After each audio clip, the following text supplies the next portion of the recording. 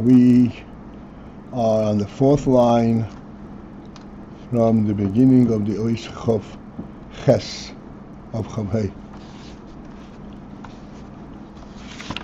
Can't tell. Would you mind going from the first line? Chavhei. No, okay, on page Nun.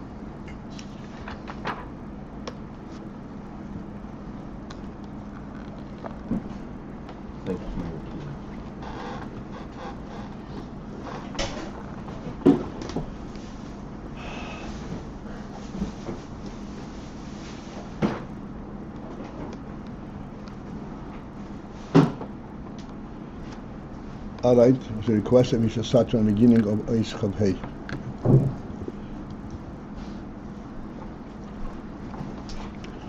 Again, we are discussing the principle of tzimtzum and the possibility of tzimtzum having an effect on oiros, on oir.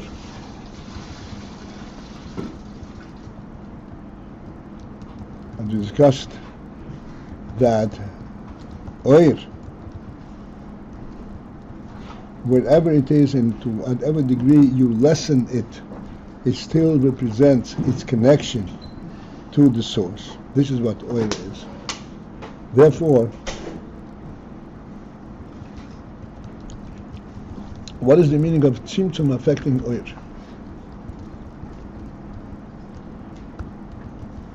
And who said that tzimtzum affects oir? It is that originally we said that the esesphiras hagnuzos, although they are esesphiras and they're contained within the Ein Sof, but as they are contained in the Ein Sof, even though it's already esesphiras, it's not sphiras blikat. Nonetheless, in that state, if they should be misgala, come forth, the world would not be able to relate to them.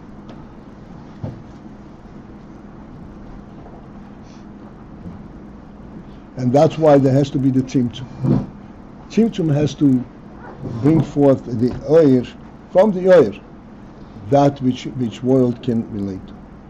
So our question was, tzimtzum cannot affect oir because oir remains always representative of its source.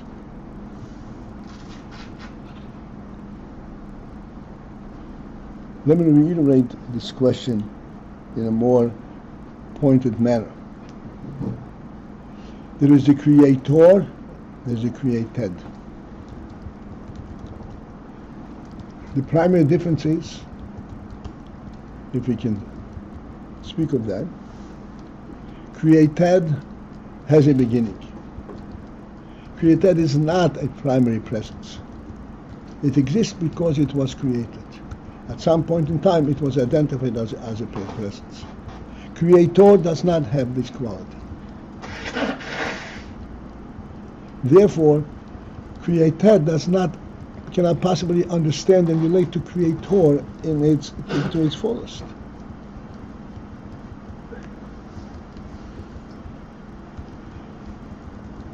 It can recognize that there is such a thing, and then it becomes null and void. But that it should be accepting this and processing it and become and using it for its own benefit is impossible. It doesn't relate, it doesn't grasp it.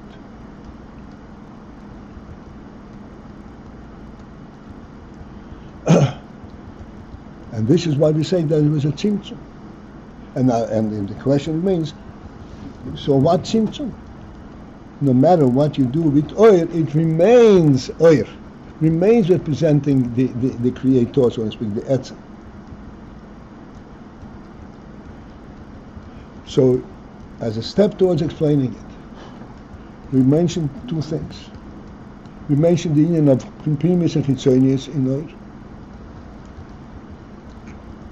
And then we mentioned the union of shemes, of name. Both of these qualities serve to bring the oil to a state where it can be admitted by world, or related to by world.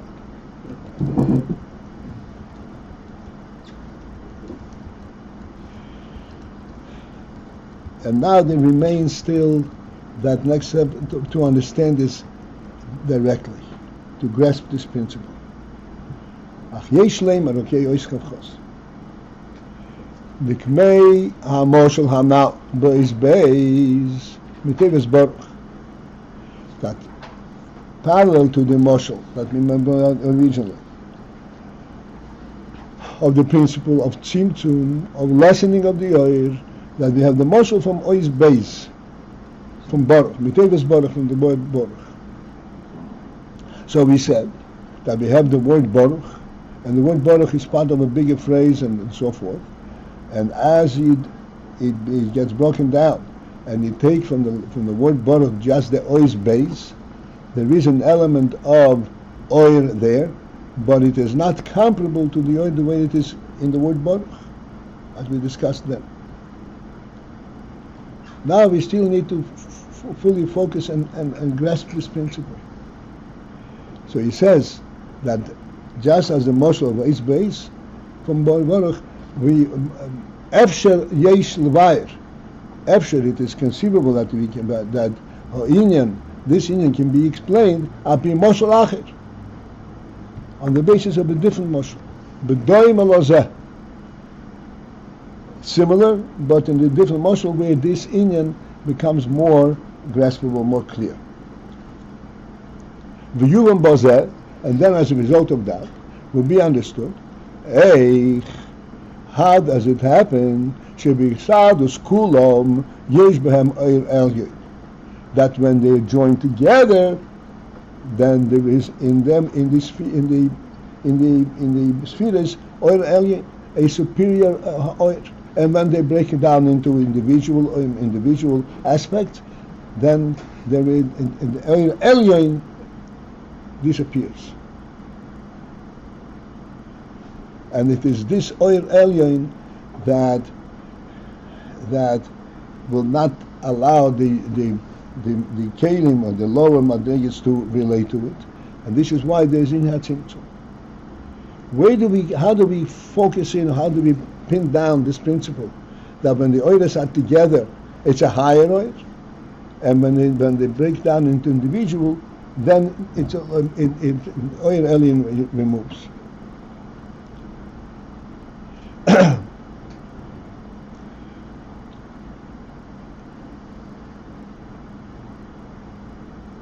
Vehu, and this additional motion that will allow us to fully understand this principle.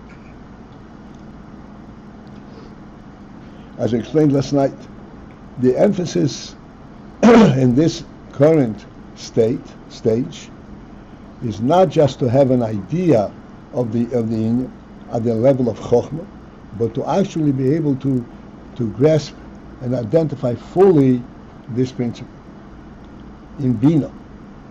And this is why we have this additional motion which allows us to enter it inside. Hine aderech mosho kol inyan sichli. Any inyan sichli.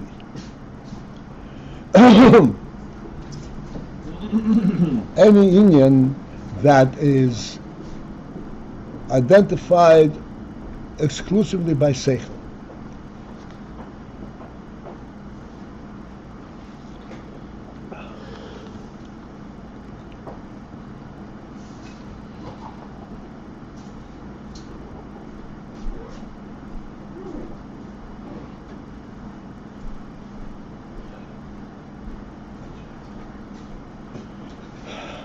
The principle in this inyan sichli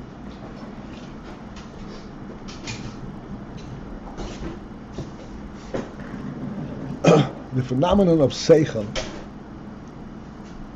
is that seichel brings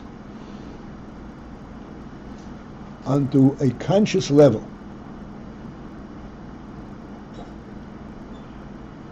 a principle and an oir, a reality that really is beyond the conscious level of the world.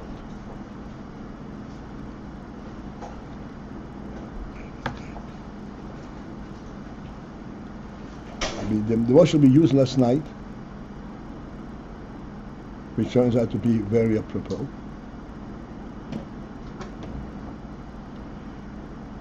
We said, Odom shein lebayis ein odom. A human being does not have a bias, is not an odom, in the full sense of the word.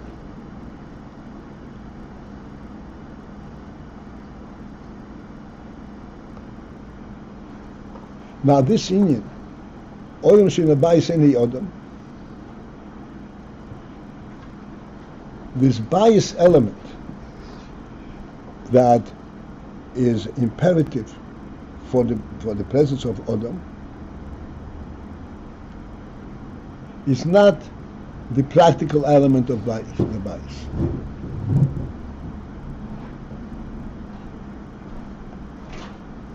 As we were explaining this in many times, said Odom Sheni Bias and Odom is implying the following: that that if there is an Odom, as soon as he is born, like we said before, as soon as the baby is born, it bears it merits to have a name.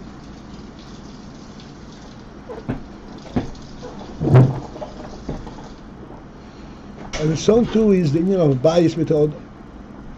The human being is of such profound reality in the world that he inherently has a bias in the world, whether or not he has identified the house.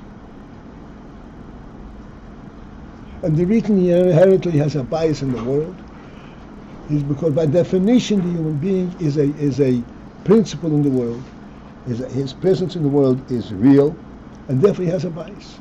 He has a place in the world that he that he can call his own. This is the mandate of him being a human being. As I mention all the time, that in creating Odom, the Creator already identified Odom as the ruler of the world before he even opened his eyes. In other words, this is a quality that the Creator has bestowed upon him. This is not something that he acquires over years and defeating all his enemies. This is his very presence in the world.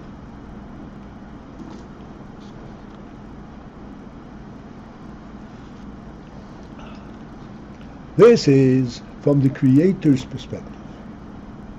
But then, when this human being opens his eyes and he looks around and he recognizes his place in the world and his task, this is when it comes into seichel. In other words, he recognizes consciously the reality, the full reality of his presence in the world.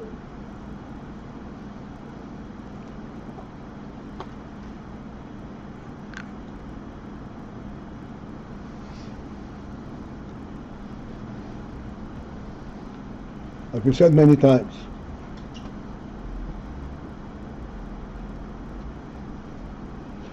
that a person who is capable of taking care of himself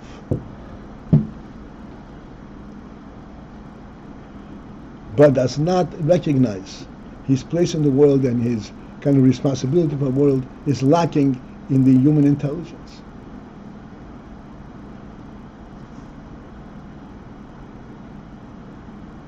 Is lacking in his seichel that should understand what he really is.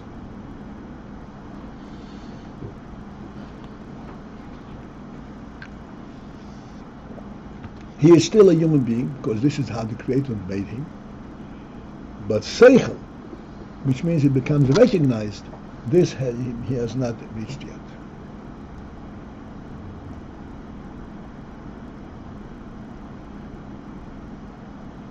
So the meaning of seichel is the recognition of that which is higher than seichel. It's in the truth of something which is really, in essence, higher than seichel.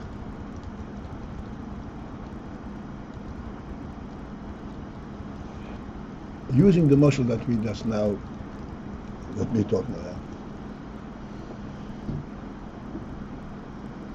This inyan, that he has a mandate and he has a duty, so far as we discussed, this is not something that he can develop on his own. This is not a seichel principle in itself. It doesn't come from the human being. As a matter of fact, we know historically, there were all kinds of different rulers. There were rulers that obtained tremendous power, and they were in fact destroyers of the world.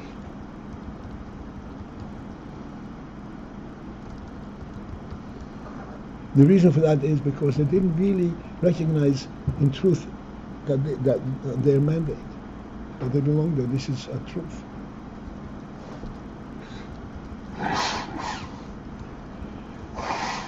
Where does he get that? Let's say, sense of responsibility. This cannot occur by him living in the world and developing himself in the world.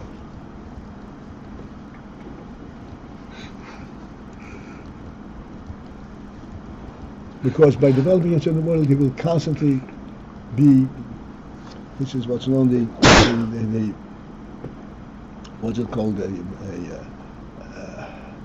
ruler that who is a tyrant. He becomes a tyrant. He subdues everyone around him, not giving them place and giving them cognizance, which is what the function of a ruler is, of a melech is, to raise everyone in his charge to a state of recognition of their worth. And instead, he subdues them. And the reason for that is that this seichel, this idea that he rules, is rooted in something much higher than the fact of it, than the practical fact of it.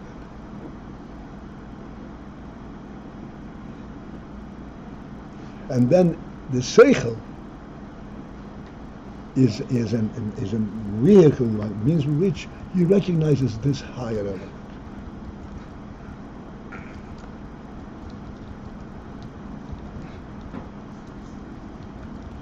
So coming back to the Sinya HaSeichel, third line from the bottom, from the top. Aderech Moshel Kol Inyan Sichli, any Inyan Sichli, any principle of Seichel, because Seichel is in essence rooted in something higher than Seichel. And he brings down that higher in and into the level of Seichel. Harei, thus, Yesh Be'inyan Merab, it contains many Inyan, Shebahem, Muvan Ho Inyan Sichli, through which and within which these Inyanim, the Inyan Sichli becomes fully understood. Just to have a view, an inkling, that's not Seichel. That is the way it is from the source. But that should be understood and should become part of the Seichel. For that you need to identify all the protim, all the details.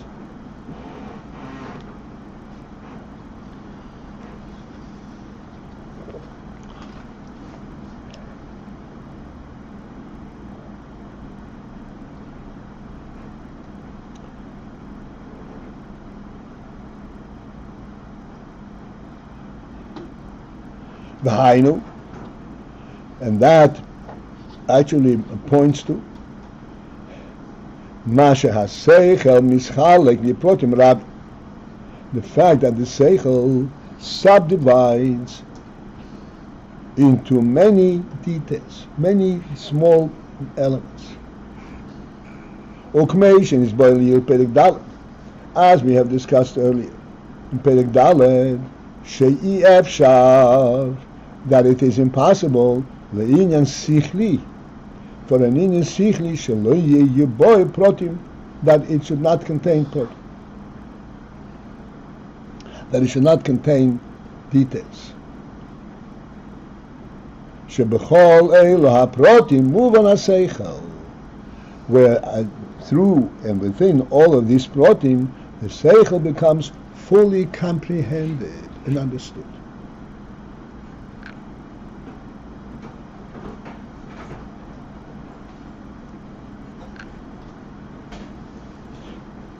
And as we used this same mashal last night, we can continue with it. There's nothing lacking in it. The principle that Odom Shein Beis in the Odom, which refers to the inner that he has a place in the world and he is not a homeless, in essence, that is the initial principle. But when he becomes fully understood and no ramifications of that understanding, then it becomes clear that this concept in Yesh Beis, the Beis is not just a place in the world. The Beis is not just even a structure that protects him from the elements in the world. The Beis is what provides for an enormous amount of comfort and utility. And ultimately the house, the Beis, before anything, already represents the possibility or the inevitable complementing of this house with all the furnishings that goes into a house.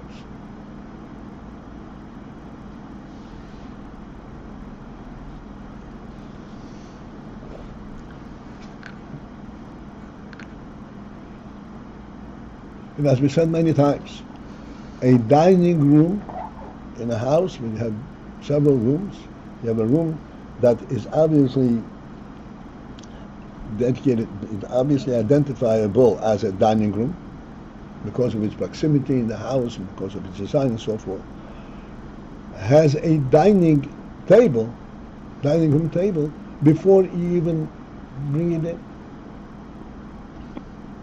So that when the dining room table finally arrives, there is not a problem. Where does it belong? It's already envisioned from the dining room itself. And along with that, all complements of the house are already present there in concept in the house.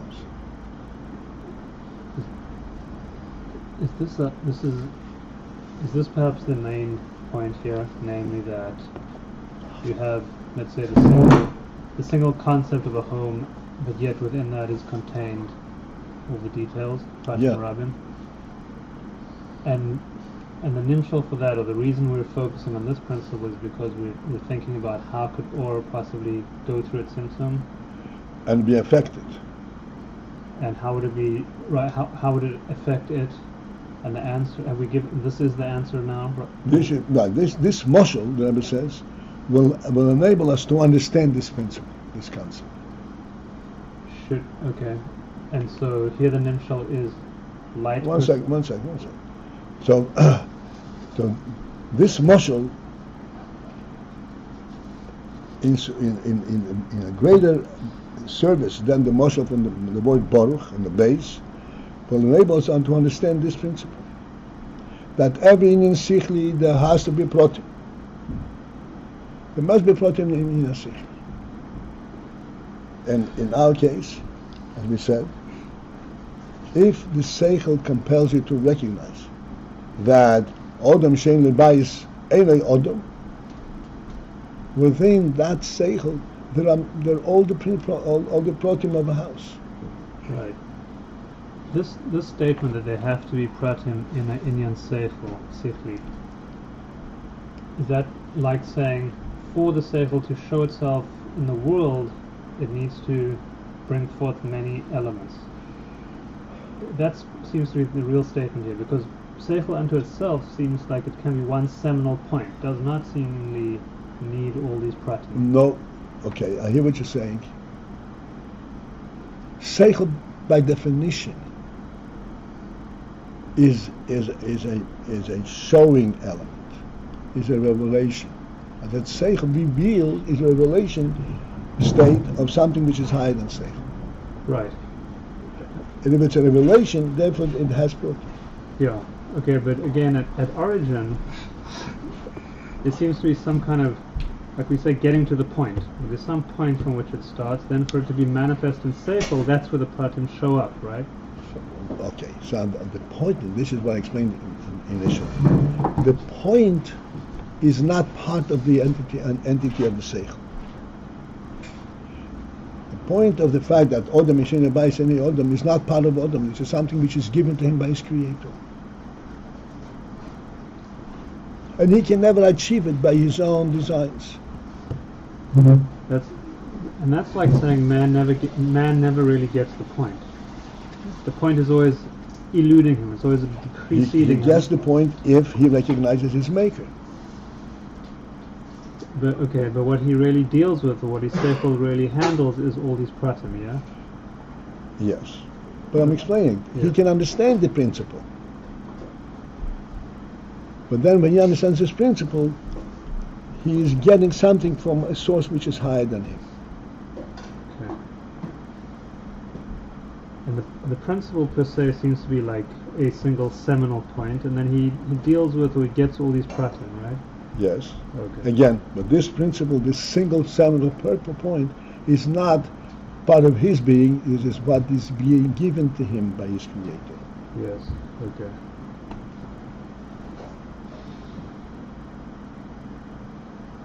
Because seichel, in essence, is rooted in something higher than seichel.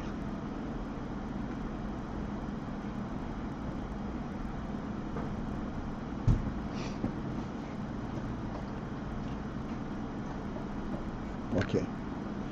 This is it for this morning.